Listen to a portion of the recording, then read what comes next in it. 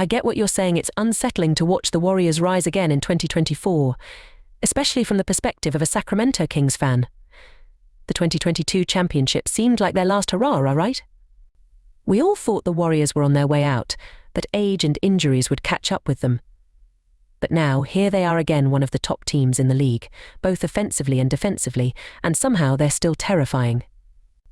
Add to that the fact that they've managed to remain so strong without Klay Thompson playing at his peak, and the addition of Buddy Hield, who's somehow become consistent coming off the bench, and you realise just how good this team still is.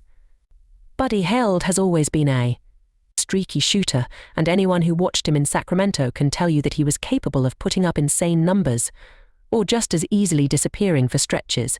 But in Golden State's system, he's found a way to shoot more efficiently. The numbers speak for themselves: 50% from the field, 47% from three, and 85% from the free throw line.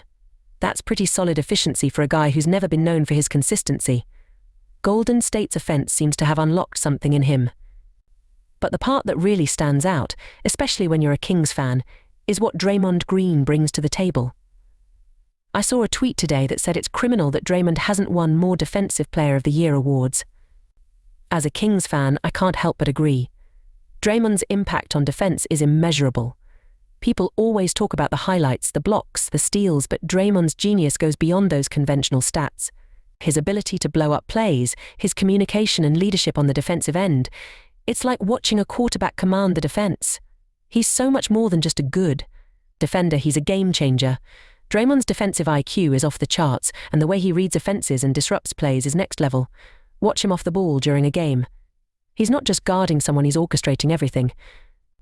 It's like a mental chess match. That's why he's so valuable to the Warriors, even if he doesn't rack up the huge block and steal numbers. If you're talking about a Defensive Player of the Year candidate, Draymond's the kind of guy who should have multiple awards to his name. His impact on games is that significant. Compare him to someone like Rudy Gobert, who, no disrespect, is an elite rim protector and has a few DPOY awards to his name, but the job Draymond does in terms of disrupting offenses and setting the tone defensively goes beyond just guarding the paint. He can switch, he can cover for teammates, and he's always a step ahead mentally. That's what makes him so invaluable to the Warriors' success. Now, all of this is hard to watch when you're a Kings fan, because the Warriors aren't just dominant, they're a well-oiled machine, and every move they make seems calculated to maximize their strengths. We can't help but be aware of the looming shadow of Curry, Green, and Thompson, who have already locked up a historic legacy.